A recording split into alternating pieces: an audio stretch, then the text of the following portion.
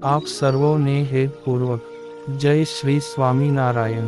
આજની સત્સંગ કથા વાર્તા નિજ મંદિર સાવરકુંડલા।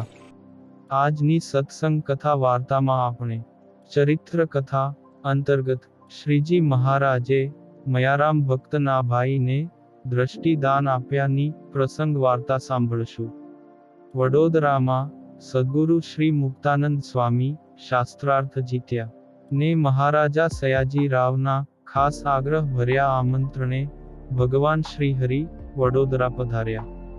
ત્યાં ભવ્ય દિવ્ય શોભાયાત્રા થઈ ને મહારાજા સયાજીરાવે હાથી ઉપર સોનાની અંબાડીએ પ્રભુ શ્રીને પધરાવી પોતાના રાજભવનમાં ધામધૂમથી પધરામણી કરી ને પૂજન કરીને સૌ સંતો ભક્તો તથા દરબારોને હેતેથી જમાડ્યા। ત્યાં સૌ કોઈને દર્શન દાન આપીને ભગવાન શ્રી હરિએ પાછા પધારવાની તૈયારી કરે છે।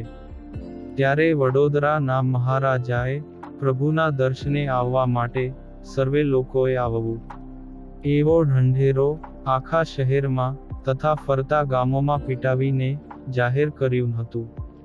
તેથી શહેરના અને આજુ બાજુના સર્વ માણસો દર્શન સારું સાવધાન થઈ ગયા ને મુકામ ઉપર પણ ચારેય તરફથી અપાર માણસો નદીના પૂરની પેઠે આવી ભરાઈ ગયા।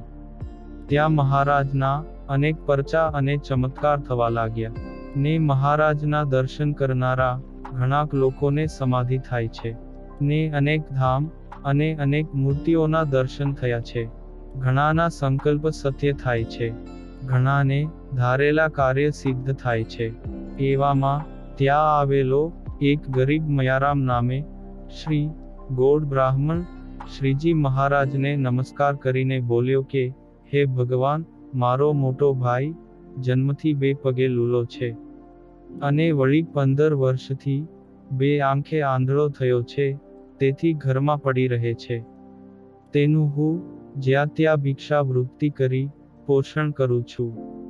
તેણે ખબર જાણી છે કે સાક્ષાત પરમેશ્વર શ્રી સ્વામિનારાયણ ભગવાન અહીં વડોદરામાં પધાર્યા છે, એટલે તેમના દર્શન બધાય લોકો કરે છે, પણ હું પાપી ને અભાગીયો દર્શન વિના રહી ગયો છું। માટે મને તેણે કહ્યું કે ભાઈ, તું જઈને એ સ્વામિનારાયણ ભગવાનને પ્રાર્થના કરજે। જો એ સ્વામિનારાયણ ભગવાન હશે તો મને દર્શન આપીને પાવન કરશે।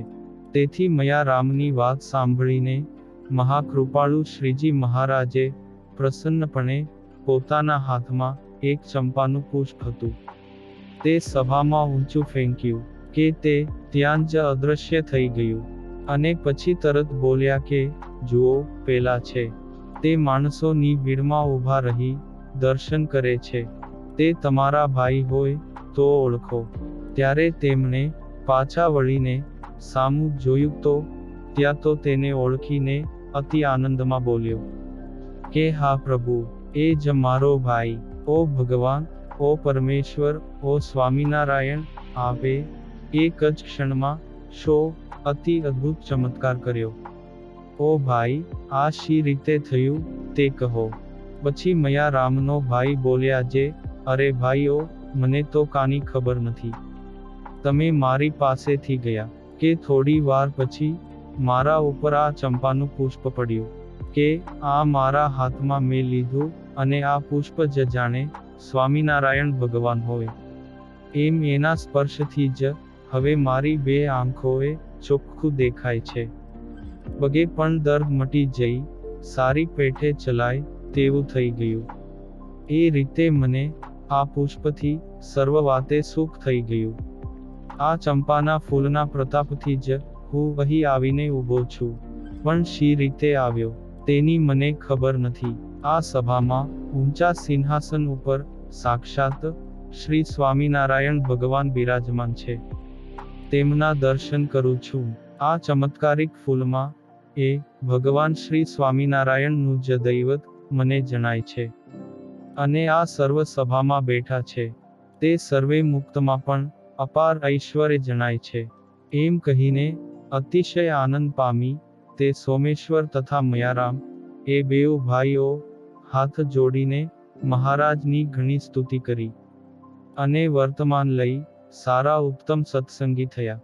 તેમને બે ભાઈને મહારાજે 2 ખોબા ભરીને રૂપિયાની દક્ષિણા આપી. પછી તે ચંપાના પુષ્પના અને દક્ષિણામાં મળેલા રૂપિયાના બંને ભાઈઓ પૂજા તથા દર્શન કરતા હતા, તેથી વહેવારે પણ સુખી થયા. આ પાવન પ્રસંગ આજે સર્વાવતારી શ્રી સ્વામિનારાયણ ભગવાનના દિવ્ય અલૌકિક ચરિત્રોમાંથી સાંભળ્યો. અને હવે પછીની કથા વાર્તા આપણે આગળના ભાગમાં સાંભળશું. અત્યારે આપ સર્વોને ભાવથી જય શ્રી સ્વામિનારાયણ.